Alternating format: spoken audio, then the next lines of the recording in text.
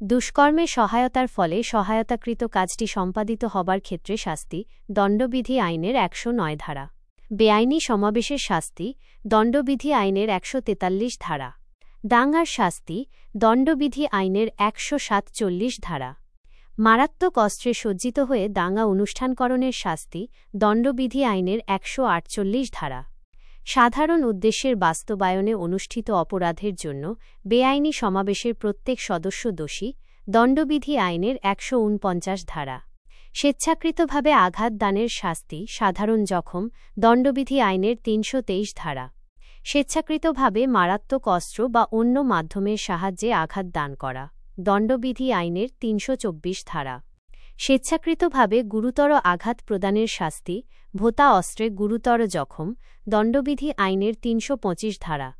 স্বেচ্ছাকৃতভাবে মারাত্মক অস্ত্র বা মাধ্যমের সাহায্যে গুরুতর আঘাত দান করা, ধারালো অস্ত্রের গুরুতর জখম, দণ্ডবিধি আইনের ৩২৬ ধারা। স্বেচ্ছাকৃতভাবে দুটি চোখ উপড়িয়ে ফেলা, দণ্ডবিধি আইনের ৩২৬ ক ধারা। সরকারি কর্মচারীকে তার কর্তব্য পালনে বাধা দান করবার জন্য স্বেচ্ছাকৃতভাবে আঘাত প্রদান করা, দণ্ডবিধি আইনের ৩৩২ ধারা। সরকারি কর্মচারীকে তার কর্তব্য পালনে বাধাদান করবার জন্য স্বেচ্ছাকৃতভাবে গুরুতর আঘাত প্রদান করা, দণ্ডবিধি আইনের ৩৩৩ ধারা। সরকারি কর্মচারীকে তার কর্তব্য পালনে বাধা দানের নিমিত্তে আক্রমণ ও অপরাধমূলক বলপ্রয়োগ, দণ্ডবিধি আইনের ৩৫৩ ধারা।